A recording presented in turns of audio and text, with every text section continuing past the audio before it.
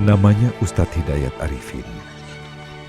Demi menemukan yang dirasakannya hilang, ia rela melepaskan segalanya yang dulu pernah ia miliki. Menuju daerah perbatasan di Kalimantan Barat, tepatnya di Desa Tanjung Bunga, Kecamatan Kembayan, Kabupaten Sanggau. Ustadz yang aslinya berasal dari Indramayu ini dahulu adalah seorang pengusaha penerus bisnis pupuk dan obat-obatan pertanian yang telah lama dirintis oleh keluarganya. Selama 7 tahun menduduki jabatan sebagai Chief Executive Officer, ia cukup menikmati kehidupan duniawi yang berkecukupan. Tetapi di tahun 2005, ia baru merasa kekurangan. Ada kebahagiaan yang hilang, membuatnya merasa tidak lengkap. Menerima dengan rela akan apa yang ada, sudah ia jalani. Memohonkan kepada Allah tambahan yang pantas dan berusaha, ia kerjakan setiap hari. Bertawakal kepada Allah, ia jadikan nafasnya.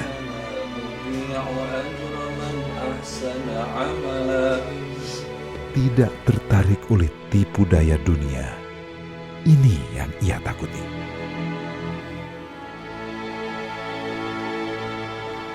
Sebenarnya tidak kurang Allah memberikan kasih sayang kepada saya dalam artian kecukupan materi, termasuk di dalamnya Allah berikan kemampuan saya berbisnis. Bertahun-tahun lamanya saya bisnis pupuk dan segala macam keperluan pertanian. Tapi ternyata sekali lagi kebahagiaan yang saya cari ternyata bukan di pemenuhan kebutuhan perekonomian. Mungkin ekonomi kami sudah stabil, mapan, tapi ternyata dalam keseharian kami ada kebahagiaan yang memang harus dicari, yang hari itu tidak terasakan. Dan ternyata di saat-saat berdakwah itulah saya mendapatkan kepuasan yang tidak terukur dengan banyaknya rupiah yang saya miliki. Rasulullah Shallallahu Alaihi Wasallam bersabda, tidaklah kekayaan itu dengan banyak harta, tetapi sesungguhnya kekayaan itu ialah kekayaan jiwa. Hadis riwayat Bukhari dan Muslim. Maka Ustadz Hidayat pun bergegas berkelana mencarinya. Dulu ia pernah berdakwah di Lampung selama beberapa tahun, hingga saat Dewan Dakwah Islamiyah Indonesia menawarkannya untuk mau berkelana ke pedalaman Kalimantan yang lebih menantang pencariannya. Bukan ingin menjadi tokoh anti kemapanan, tetapi menurut pendapatnya pribadi, berprofesi menjadi dai akan mendapatkan keuntungan ganda, bahkan berlipat di dunia dan akhirat. Setelah tekad itu bulat, maka saya tidak segan-segan mengambil tindakan yang lebih tegas. Usaha saya tutup, kemudian aset-asetnya baik toko atau rumah saya jual, kemudian sisa-sisa barang yang ada pun saya lelang, sehingga tidak ada harapan untuk menyesali tindakan itu karena memang semuanya sudah dilakukan dan tidak ada waktu untuk kembali, dalam artian bulat tekad menatap masa depan, menjalani pilihan hidup yang memang menurut saya lebih membahagiakan. Untuk itu, ia bahkan nekat membawa serta anaknya yang baru berusia 2 bulan. Perjalanan panjang dan melelahkan dari Pontianak menuju Sanggau sepertinya impas terbayar saat warga Desa Tanjung Bunga berkonvoi menunggunya di ujung aspal jalan menuju ke dalam hutan untuk melanjutkan perjalanan belasan kilometer.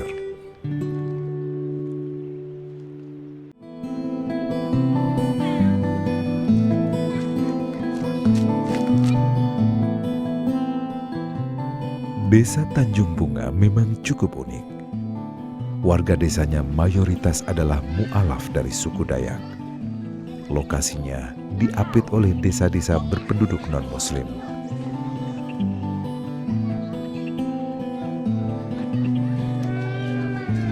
Sebagian penduduknya bermata pencaharian sebagai petani karet dan buruh tani perkebunan kelapa sawit.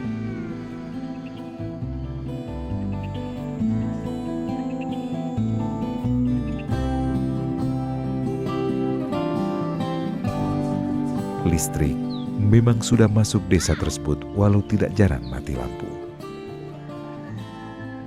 Jalan menuju ke dalam desa seragam dengan desa-desa lain di pedalaman Indonesia, hanya dibalur bebatuan dan pasti berubah menjadi kolam lumpur saat hujan deras. Untuk air bersih, masyarakat desa hanya mengandalkan air sungai atau menada hujan. Kewajiban pertama yang ia tunaikan saat menetap di Tanjung Bunga adalah menegakkan tauhid.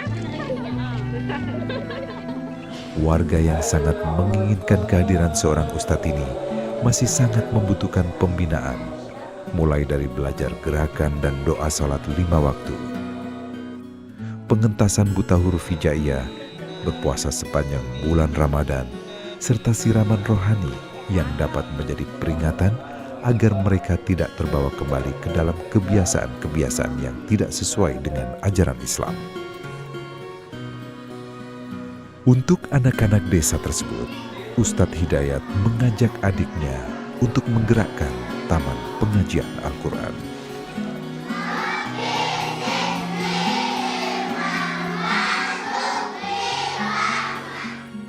Mereka rata-rata menjadi mu'alaf sudah lebih daripada 20 tahun, ada yang 35 tahun. Semuanya rata-rata menjerit, minta da'i, minta diajari hal-hal yang menurut kebanyakan kaum muslimin adalah hal-hal yang sepele, hal-hal yang lumrah yang memang dimiliki oleh seorang muslim. Sekedar pengen tahu sholat yang benar seperti apa. Sekedar pengen tahu membaca Al-Quran itu bagaimana, sampai kebutuhan yang sangat besar supaya anak-anak mereka menjadi anak-anak yang soleh dan solehah. Jangan sampai terulang kebodohan keislaman pada anak-anak mereka. Katakanlah, inilah jalanku atau agamaku. Aku dan orang-orang yang mengikutiku mengajak kamu kepada Allah dengan hujah yang nyata.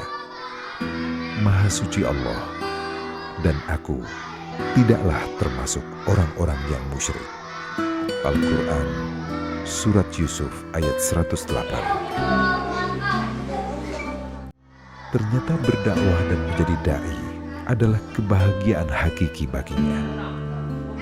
Maka apapun yang merintangi atau menjauhkan dirinya dari kebahagiaan itu takkan gentar ia hadapi. Tentu saja dengan ilmu. Susah, senang, atau sukar, mudah, itu masalah sudut pandang, kilah Ustadz Hidayat. Sejak pertama datang dan menetap di rumah bekas pondok bersalin desa, atau tingginya biaya hidup, hingga ia harus mencampur tepung dengan terigu yang banyak agar semua anggota keluarganya dapat makan, tidak pernah ia jadikan bahan keluhannya. Hingga sebagian warga yang belum menerima keberadaannya dengan tangan terbuka. Dahulu masih ada sebagian warga yang sangat skeptis, bahkan enggan datang ke masjid. Ia beranikan diri mendatangi satu demi satu rumah warga untuk berdialog dengan santun.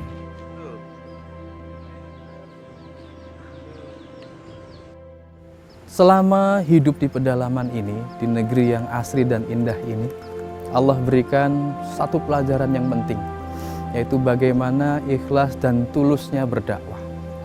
Dakwah atas dasar pertama memenuhi panggilan Allah Subhanahu wa Ta'ala, yang berat atau ringan memang sudah menjadi konsekuensi. Di situ ada pengorbanan, di situ ada perjuangan, ada hal-hal yang harus dikorbankan.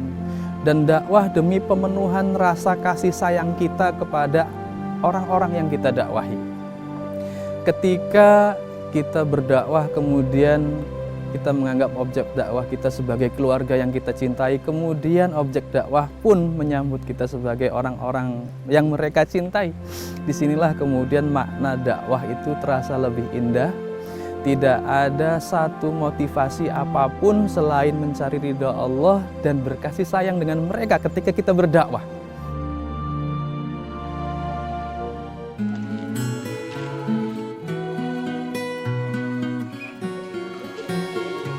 Untuk mengajak masyarakat membangun masjid sebagai rumah kedua mereka untuk beribadah dan pembinaan umat saja bukan perkara mudah. Padahal mereka tidak perlu memikirkan pendanaan. Tapi inilah proses belajar untuk dirinya sendiri maupun masyarakat. Ia pun memberi contoh dengan mengajak adiknya dan segelintir warga yang bersimpati untuk mengambil pasir di sungai sambil sedikit demi sedikit menyicil bangunan masjid. Tanpa contoh mungkin tidak akan ada yang meniru. Hingga akhirnya masjid ini hampir rampung berdiri. Masjid mutlak harus berdiri di Tanjung Bunga karena ia ingin menanam ukhuwah Islamiyah dan meneguhkan tauhid. Menguatkan identitas masyarakat sebagai muslim agar mereka tidak luntur oleh pengaruh zaman dan kebodohan, namun tetap bertoleransi dan bahu-membahu dalam kebaikan membangun desa. Suatu hari atas perkenanan Allah ada sebuah acara di Pontianak, sharing antar aktivis-aktivis dakwah yang ada di pedalaman. Akhirnya terbukalah sebuah masalah besar. Yang pertama, tidak adanya koordinasi.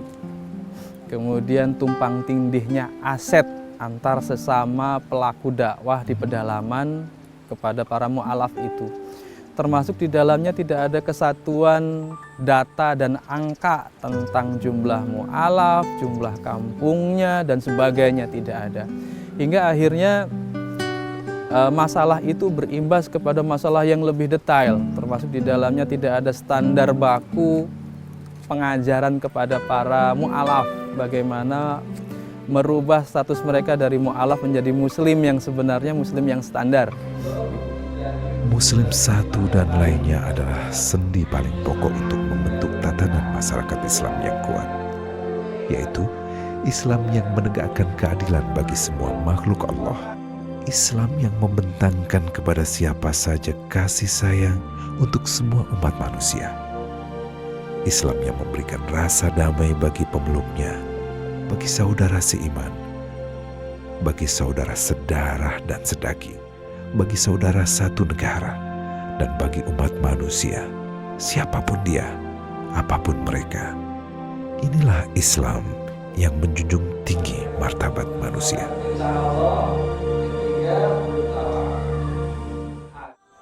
Jadi selama kedatangan Ustadz itu ke sini, ya, jadi pendidikan di bidang keagamaan baik itu anak-anak ataupun ibu-ibu mulai kita meningkatkan yang dulunya, karena di sini kan mayoritas 70% itu mu'alaf. Dengan datangnya Ustadz itu ke sini, masalah keharmonisan di lingkungan, khususnya dengan agama-agama yang di luar dari Islam kan gitu, kami di sini sangat kompak, Pak.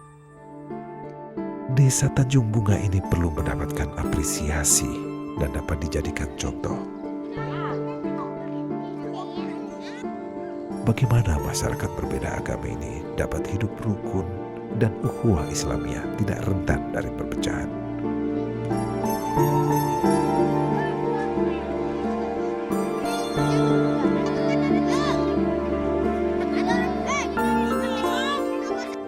Ya, toleransi di dusun kami cukup baik.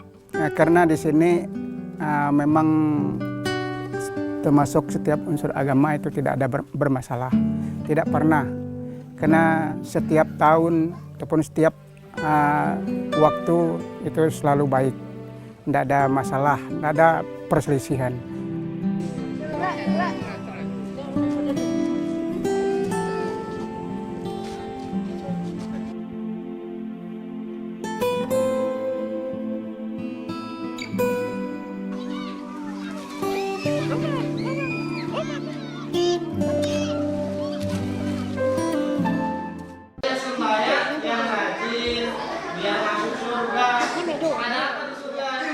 Ibarat menanam pohon untuk mengharapkan buahnya, maka pohon tersebut haruslah dirawat dan diberi pupuk.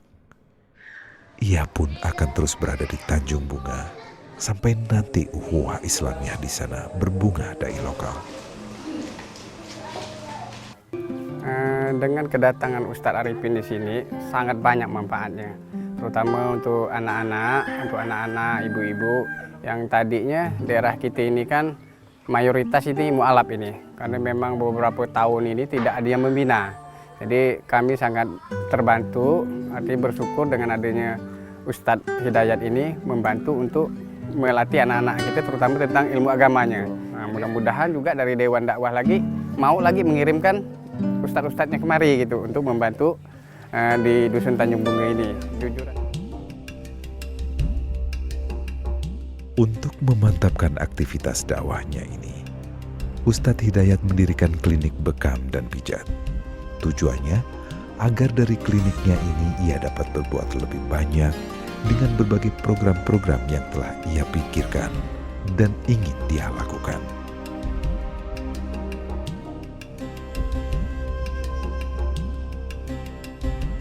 Alhamdulillah kami menjadikan bekam, ruqyah, dan pijat ini adalah bagian dari pelayanan dakwah.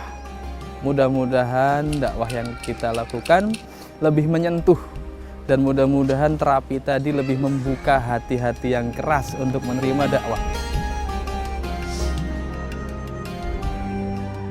Tak ada yang lebih memotivasi dirinya untuk bisa bersabar kecuali keikhlasan, keyakinan, dan keimanannya kepada Allah. Dengan kesabaran dan kelembutan, pahalanya akan berlipat, pengaruhnya menguat, dan keimanannya bertambah. Selanjutnya, ia berharap ridha Allah sebagai kebahagiaannya.